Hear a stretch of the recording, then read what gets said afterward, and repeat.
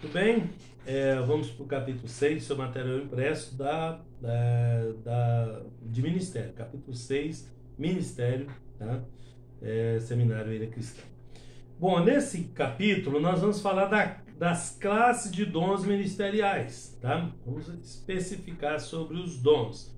Tá? O apóstolo Paulo, em Efésios capítulo 4 e em Romanos capítulo 12, ele nos dá uma variedade de dons ministeriais, tá? Em Efésios são 5, né? Em Romanos 12 são 6 aí, né? Tem mais outras listas que nós vamos desenrolando aqui, vamos falar para vocês também, tá? Primeiro, o profeta, falar em nome de Deus. Essa mensagem pode ser estática ou dinâmica, tá? Sendo mais comum a mensagem dinâmica. Então, o profeta, o ministério, que depois eu detalho para vocês. Depois o evangelista, tá? Caracteriza-se principalmente pela obra de evangelização, tá? De igrejas locais, visando o crescimento e desenvolvimento delas, tá? A igreja primitiva fazia esse trabalho itinerantemente. O evangelista era itinerante, tá? Ele ficava de igreja em igreja pregando o evangelho. O profeta falava em nome de Deus. O evangelista pregava o evangelho e fazia esse trabalho itinerantemente. São dons, tá? Tá bom, pode ser que o obreiro tenha mais de um dom, não é que cada um tem um, tá? Quando a pessoa é aberta para receber as coisas de Deus, muitas vezes ele tem vários dons, tá? E outros não tem nada de dons, tá? Servia também o evangelista como pastor auxiliar, né? Dedicando-se principalmente ao trabalho evangelístico, tá? Tinha também a figura do operador de milagres, né? Não se destacam na igreja primitiva como uma classe específica, mas é uma classe de dons estabelecidos da igreja de Cristo, sendo as suas funções. Primeiro, promover a evangelização através de campanhas de massa, tá? Filipe, né, foi usado em Samaria nessas características. Tá? Promover nas igrejas locais movimentos de renovação espiritual, né? Para os já crentes, promover evangelismo entre os descrentes, tá? Então é uma forma milagrosa de fazê-lo, né? E tem mais ações nesse aí, tá? O de classificação pastoral, os dons de classes pastorais, trata de trabalho de pastor, né? As suas atribuições em relação à igreja, tá?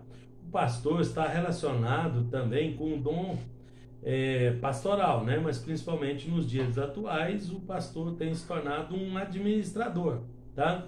Ele administra os bens do Senhor da igreja. E essa administração, eu costumo dizer que é em três pontas, né? Ele tem que administrar a doutrina da igreja, ele tem que administrar as finanças da igreja, doutrina, para as doutrinas ser bem gerenciadas, né? Para que não falte as doutrinas corretas a seu tempo e por aí vai. As finanças, para que, né, haja equidade nas contas da igreja, porque a igreja em instituição precisa ser administrada, tá? E administrar o crescimento, né, que é o evangelismo, a propagação do evangelho, que o que faz a igreja crescer é mais membros, e mais membros tem que anunciar a palavra de Deus, e anunciar a palavra de Deus tem que gerenciar isso aí, tá? Bom, então o pastor tem uma das funções dele é essa, tá? Tratar dos negócios legais da igreja, né? Essa responsabilidade aumenta a cada dia com as constantes exigências legais, mudanças de leis, né? A gente tem visto isso daí, tá? Os dons pedagógicos, educacionais, tá? É apresentado em todas as três listas, tá? Dos dons ministeriais. Na relação de Efésios 4:11 indica que esse dom se relaciona intimamente com o dom pastoral. Todos os dons são bem próximos, né? Mas tem uns que são mais ligados ainda, né? Porque na maioria das vezes eram esses dons encontrados numa só pessoa, né? Como eu disse, tá? Apolo foi um dos mestres mais conhecidos do Novo Testamento, tá? Arrebanhar as ovelhas do aprisco, tá? Devemos espelhar o nosso ministério pastoral pelo pastor supremo, né, que é Jesus, modelo de pastorado, conforme o Salmo 23, né? Então o pastor, ele supre as necessidades das ovelhas. Então está aqui a Bíblia mais uma vez comparando o trabalho pastoral, a igreja, os membros, o pastor, com o trabalho pastoril, né? Onde um pastor, né, humano, coordena e conduz e orienta as ovelhas, tá? Então em vários locais na Bíblia é comparado a obra de Deus com o trabalho pastoril, tá? Apacenta as ovelhas e lhes dá repouso em segurança, as arrebanha do mesmo jeito que faz o pastor, faz, tá? O obreiro que toma conta da igreja, que é o pastor também, que é chamado de pastor em comparação ao trabalho pastoril. Sacia a sede das ovelhas, restaura, refrigera a alma, isso está falando do Salmo 23, tá? Guia pelas veredas da justiça, tranquiliza as ovelhas diante dos perigos e ameaças, que são muitos, tá? Não abandona as ovelhas, mas proporciona proteção com sua vara e seu cajado, tá? O lobo, ele bate em retirada, mas o pastor, ele protege as ovelhas e não abandona o seu rebanho jamais, tá? Então essas características coincidem com as características do pastoreio, tá? Da atividade bucólica, com a atividade pastoril do pastor da igreja que conduz o seu rebanho, tá? Bom, fazer funcionar os departamentos da igreja, outra função do pastor, né? Programar os trabalhos da igreja local, cultos, eleições. O pastor precisa ter conhecimento, estar vivo, ativo em todas as programações da igreja, tá? Pastorear também é estar junto das ovelhas e coordenar essas atividades todas aí, para que elas tenham um bom funcionamento, que elas tenham um propósito, que tenham, tá, toda uma logística por trás disso aí, que visa crescimento do reino de Deus. Todos os dons são para aplicação na obra de Deus, não há dom de particular aplicação ou de autopromoção. Todos os dons servem para o crescimento da obra de Deus, né? Ou da fé das pessoas, para que a obra cresça. Então todo o objetivo final é a obra de Deus, tá? Promover os programas sociais é outra função pastoral. A igreja é o exemplo de solidariedade humana e aí ela presta um serviço de socorro às pessoas necessitadas, sem fazer nenhuma propaganda, vamos dizer assim, tá? É de interesse do reino celestial que a igreja promova programas sociais que ajudem os domésticos da fé, os que já estão nela, e através desse serviço também leve o evangelho às pessoas não cristãs, a fim de ganhar a sua confiança inicialmente e depois aplicar-lhes a palavra de Deus, tá? Então, programas sociais é uma porta aberta para contato com as pessoas não crentes, para que possam receber a palavra de Deus.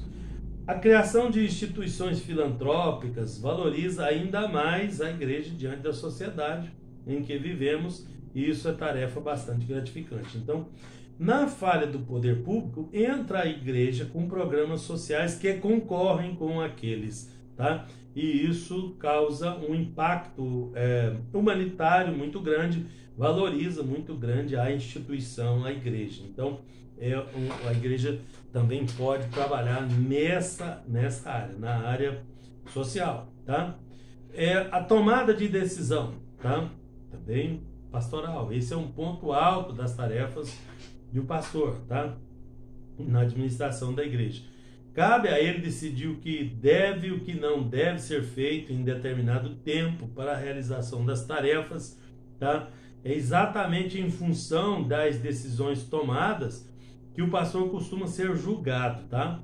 E são elas, né, as tarefas que irão influir de modo marcante em toda a sua vida ministerial, tá? Embora a arte de tomar decisão seja quase sempre um dom natural, deve-se levar em conta que existe uma série de fatores que podem ser aprendidos. Esses fatores podem ser, a pessoa pode estudar, né, investigar, pesquisar e aprender muitas coisas, tá? Também aquele que administra os bens do seu senhor não pode conviver com a indecisão, tá? Ele tem que tomar decisão. É sempre importante no desempenho do seu trabalho saber agir com precisão, com rapidez, tomando o cuidado de não cometer determinados erros, tá? Então é uma tarefa, né, difícil, mas é a tarefa que mais alavanca o ministério do pastor, tá? Tem uma sequência lógica de fatos aqui, tá? Para tomada de decisão, tá? Levantado através de estudos e tudo. Primeiro, defina claramente a situação que requer a decisão.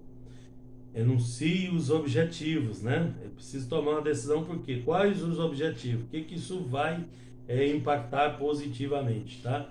Reúna os dados que pertencem a essa decisão, tá? Estude todos os recursos possíveis para aquela ação. Considere as consequências negativas e as positivas que possam ser acarretadas por essa decisão. Escolha os caminhos, né, onde esteja envolvido o menor número de consequências negativas e que tenha condições de levar mais perto o objetivo, tá? Toma a decisão e depois cuide para que ela seja cumprida, porque mais importante do que decidir é a pessoa segurar o que ele decidiu, né? Firmar no que ele decidiu, tá? Então pondere antes se dá para decidir ou não, porque depois de decidir é importante tanto quanto que a pessoa segure, que a pessoa sustente a decisão que ele tomou, tá? É melhor adiar uma decisão ou não decidir naquele momento do que decidir, né, em dúvida e depois ter que voltar atrás, tá? Trabalho de defesa do rebanho, outro trabalho pastoral, né? Defesa contra falsas doutrinas é uma coisa comum desde o tempo da igreja primitiva, que todos ali os apóstolos, né, os escritores do Novo Testamento deixaram claro que havia falsas doutrinas, havia ali um perigo constante. Isso é perigoso para a igreja. Então, por isso que eu disse, primeiro, quando o pastor como administrador, a primeira coisa que ele tem que administrar é a doutrina, porque ele tem que vacinar o rebanho, tá? Tem que vacinar o rebanho contra doutrinas falsas e heresias, tá? Para isso, aplicar as doutrinas fundamentais corretas, né, constantemente na igreja, tá? E não ficar perdendo tempo com coisas que não levam a igreja para frente, que não é o objetivo dela, tá?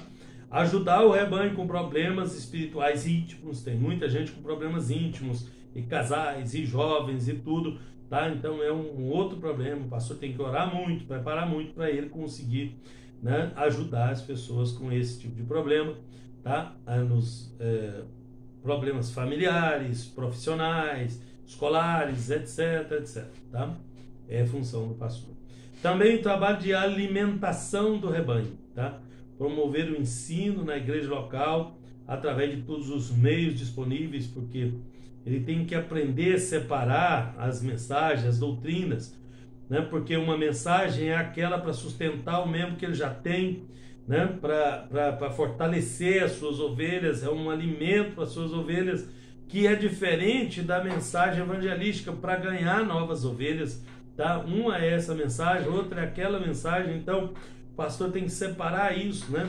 E para isso tem cargos também, o evangelista tem o presbítero ajuda a sustentar as que já tem, o evangelista ajuda a ganhar novas. Então um trabalha numa área, outro na outra, um aprende uma coisa, o outro aprende outra coisa, e todo mundo vai trabalhar para o crescimento do reino de Deus, da obra de Deus, tá?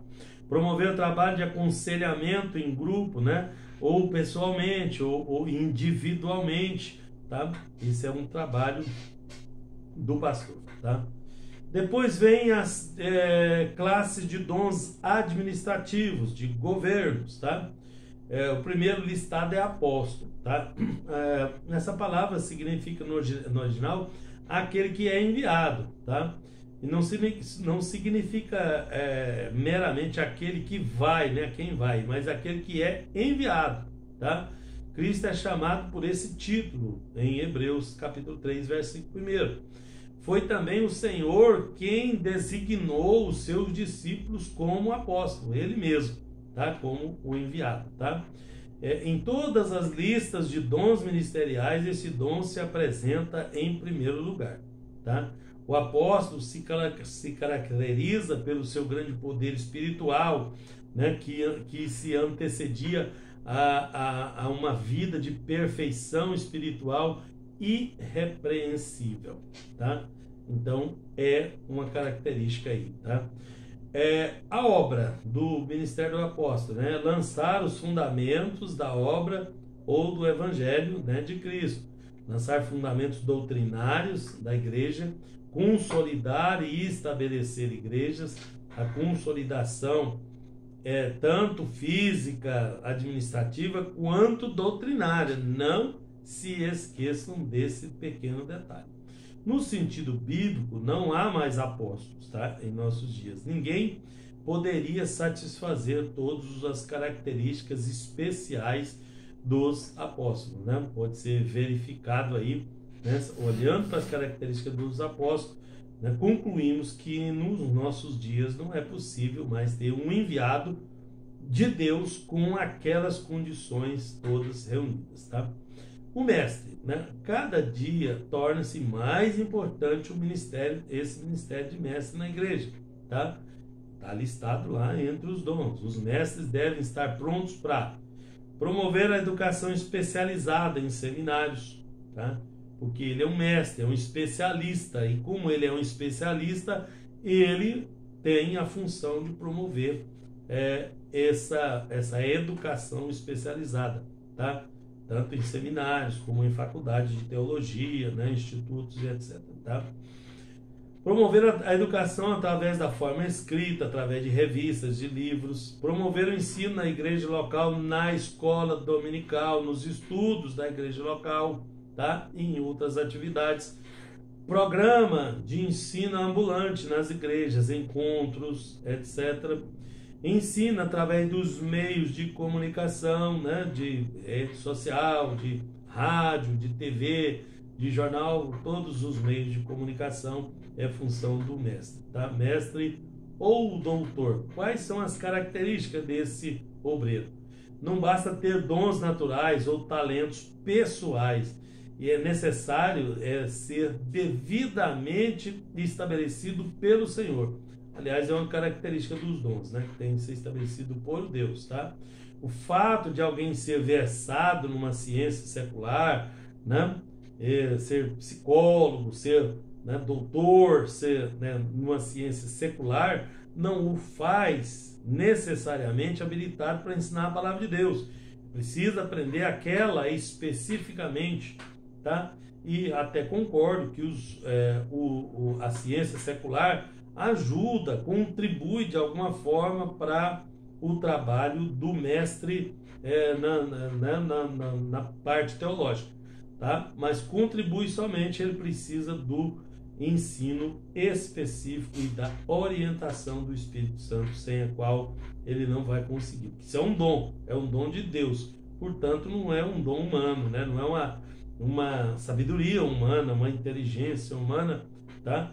O ensinamento deve ser realizado no poder do Espírito Santo e não baseado em conhecimentos intelectuais somente, tá? Valor do trabalho dos mestres atuais. Defender doutrinas, né, do evangelho das falsas doutrinas é o trabalho principal do mestre. Representar de maneira digna diante dos homens da igreja do Senhor. Paulo se destaca nesse sentido, né? Pois seu trabalho demonstra a sua dignidade, tá? Confirmar com o ensino as pregações dos evangelistas, né? O evangelista prega e o mestre confirma as doutrinas pregadas ali, detalhando todas as doutrinas para os novos convertidos. Então ele tem uma função especial junto aos novos convertidos e aqueles que estão se iniciando, tá? Fortalecer através do ensino a vida e a fé dos novos convertidos, como eu já tinha dito, tá? A terceira classe de dons é dons filantrópicos, tá? Na igreja primitiva, os diáconos eram os responsáveis mais diretos pela promoção dessa função na igreja. Hoje, porém, as funções filantrópicas estão difundidas, envolvendo ministros mais destacados ministerialmente, mas na igreja primitiva eram os diáconos, tá? Que exerciam esse trabalho filantrópico, tá? Que tem várias áreas, tá? Primeiro, de socorrer, o dom de socorrer.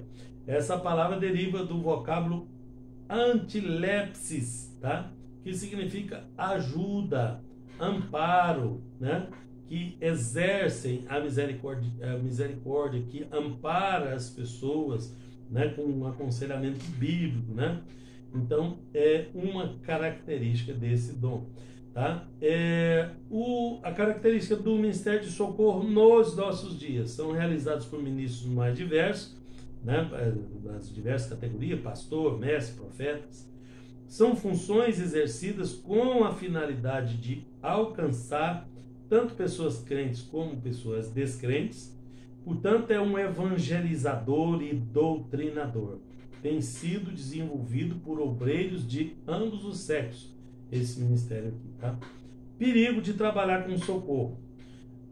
O perigo é o desvio do propósito fundamental do cristianismo, tá?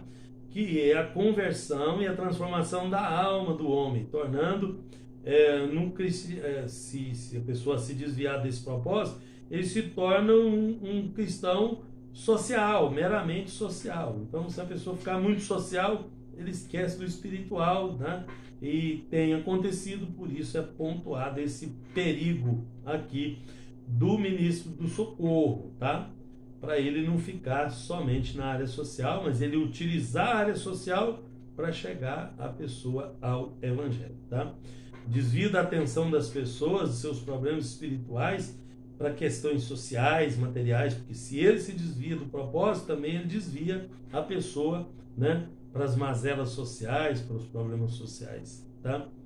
Outras classes, né, de ministério, os exortadores, os exortadores, o único versículo onde essa palavra é aplicada no exercício de ministério é em Romanos 12:8, tá?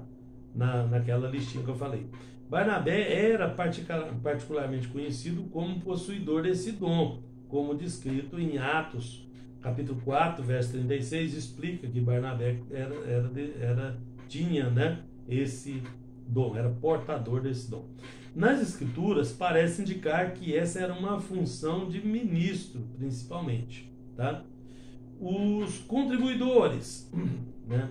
Se eu só voltar aqui nos exortadores, o exortador, enquanto dom, ele tem uma função de encher a pessoa, né? Não é de danar com a pessoa, de esculachar com a pessoa, não é isso, né?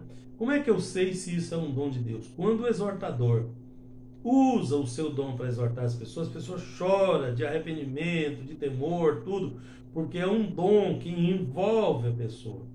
Quando o exortador é carnal, porque tem uns que acham que tem dons, né, dom de exortação, e gosta de danar com os outros, gosta de, né, de se levantar dessa forma, e esse aí, que não tem o dom, ele acaba espalhando as pessoas. Onde ele chega, a rodinha se desmancha ali e tal. Esse não tem o dom, ele é da carne.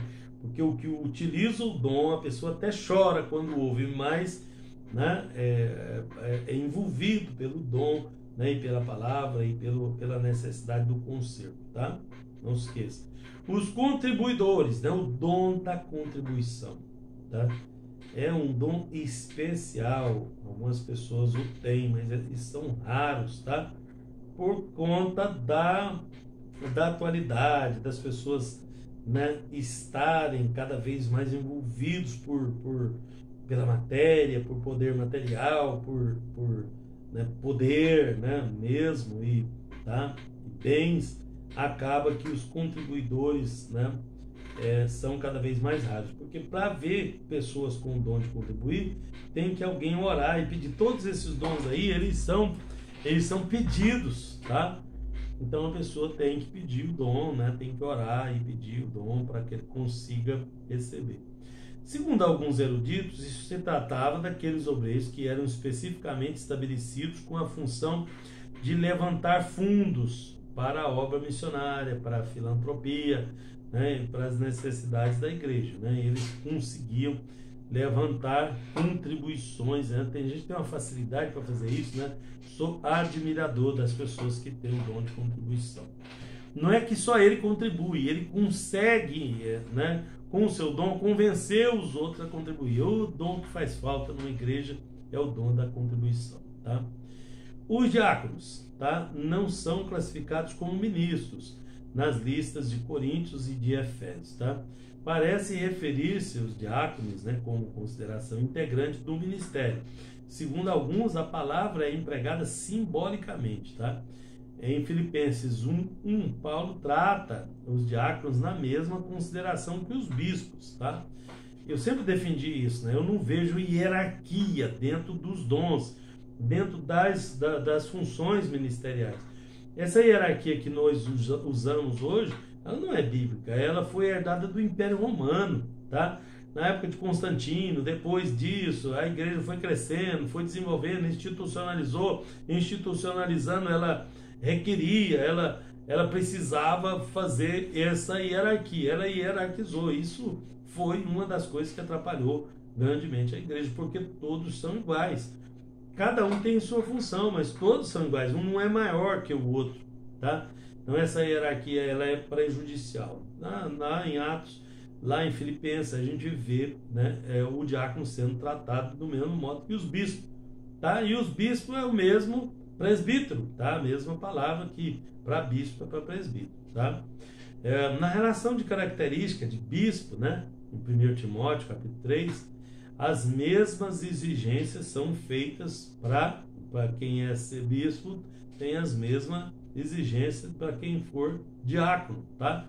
Quer dizer que estão, então, se equivalendo aí esses dois dons, que são de uma extrema importância na igreja, como eu já disse para vocês. Deus abençoe.